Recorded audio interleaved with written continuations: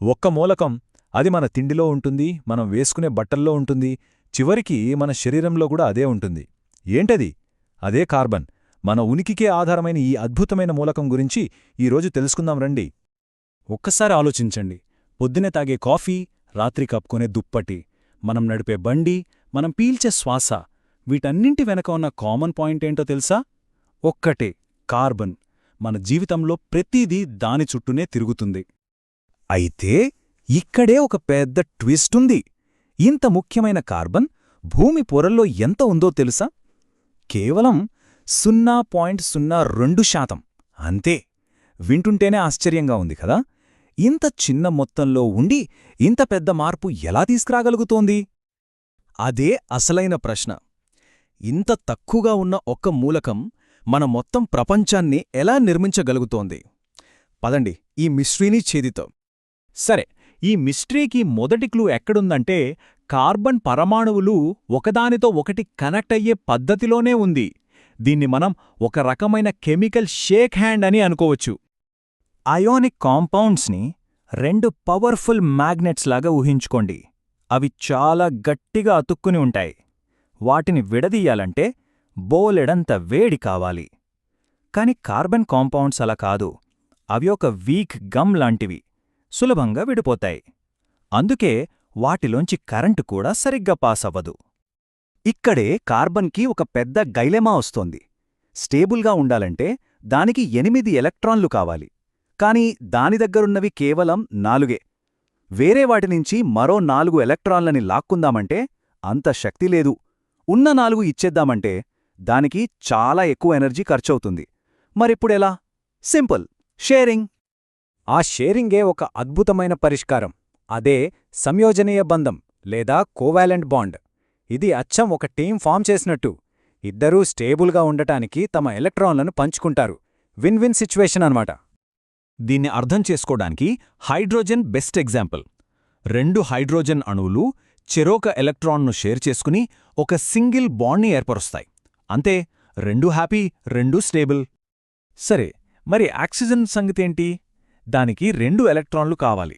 So 2 oxygen అణువులు చెరో 2 ఎలక్ట్రాన్లను, అంటే మొత్తం 2 జతలను పంచుకుంటాయి. దీంతో ద్విబంధం లేదా డబుల్ బాండ్ ఏర్పడుతుంది. ఇది సింగిల్ బాండ్ కంటే చాలా స్ట్రాంగ్. ఇక ఫైనల్గా నైట్రోజన్. దీనికి 3 ఎలక్ట్రాన్లు కావాలి. సో ఇది 3 జతలను షేర్ చేసుకుంటుంది. ఫలితమే ఇంకా బలమైన త్రిబంధం. చూసారా? Single, double, triple bonds. Covalent బాండింగ్లో ఎంత వెరైటీ ఉందో. ఓకే, ఈ కోవాలెంట్ బాండింగ్ వల్లే కార్బన్కి 2 స్పెషల్ సూపర్ పవర్లు వచ్చాయి. మిగతా ఎలిమెంట్స్కి లేని ప్రత్యేకతే ఇదే. మరి అవేంటో చూసేద్దామా? మొదటి సూపర్ పవర్ టెట్రావెలెన్సీ. సింపుల్గా చెప్పాలంటే కార్బన్కి 4 చేతులున్నాయనుకోండి. ఇది ఒకేసారి 4 వేర్వేరు అణువులతో కనెక్ట్ అవ్వగలదు. పెద్ద పెద్ద కాంప్లెక్స్ స్ట్రక్చర్స్ కట్టడానికి ఇది చాలా అవసరం. దీనికి మీథేన్ CH4 ఒక పర్ఫెక్ట్ ఉదాహరణ. చూడండి, మధ్యలో ఒక కార్బన్ అణువు, దాని చుట్టూ 4 హైడ్రోజన్ అణువులు. ఆ 4 చేతుల్ని ఎలా వాడుకుందో చూశారా? ఇదే టెట్రావాలెన్సీ. ఇక రెండో సూపర్ పవర్ క్యాటెనేషన్. ఇది ఇంకా స్పెషల్. కార్బన్ వేరే వాటితోనే కాదు, తనతో తానే బంధాలను ఏర్పరచుకోగలదు. దీనివల్ల పొడవాటి చైన్లు, బ్రాంచులు, రింగులు, ఇలా రకరకాల స్ట్రక్చర్స్ ఏర్పడతాయి. లైఫ్కి అవసరమైన పెద్ద పెద్ద మాలిక్యూల్స్ తయారవడానికి కారణం ఇదే. సరే, మరి ఈ 2 సూపర్పవర్స్ కలిస్తే ఏం జరుగుతుంది? ఎలాంటి అద్భుతాలు సృష్టిస్తాయో చూద్దాం. అసలు మ్యాజిక్ ఇక్కడే మొదలవుతుంది. క్యాటినేషన్ వల్ల కార్బన్ అణువులు ఒకదానికొకటి అతుక్కుని పొడవాటి గొలుసులుగా ఏర్పడతాయి. మీథేన్లో 1 కార్బన్, ఈథేన్లో 2, ప్రొపేన్లో 3. అచ్చం మనం లెగో బ్లాక్స్ పేర్చినట్లు. ఈ చైన్ అలా పెరుగుతూనే పోతుంది. అయితే కార్బన్ కేవలం స్ట్రెయిట్ లైన్స్ మాత్రమే కాదు, కొన్నిసార్లు ఆ చైన్ తన చుట్టూ తానే తిరిగి ఒక రింగ్ లాగా కూడా ఫామ్ అవుతుంది.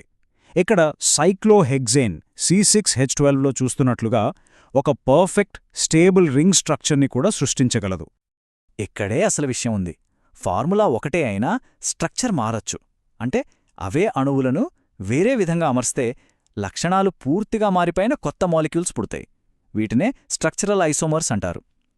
మళ్ళీ లెగో ఎగ్జాంపుల్ తీసుకుంటే అవే ఇటుకలతో ఒక కారు కట్టొచ్చు, ఒక ఇల్లు కూడా కట్టొచ్చు. అలాగన్మాట. చూశారా? ఈ అద్భుతమైన లక్షణాల వల్లే కార్బన్ని మన ప్రపంచ వాస్తుశిల్పి అంటారు. ఇప్పుడు కార్బన్ యొక్క కొన్ని అత్యంత ఆశ్చర్యకరమైన రూపాలు చూస్తే మైండ్ బ్లో అవుతుంది. ఇక్కడ చూడండి, ఒకవైపు వజ్రం, ప్రపంచంలోనే అత్యంత గట్టి పదార్థం. మరోవైపు గ్రాఫైట్, పెన్సిల్లో వాడే మెత్తటి పదార్థం.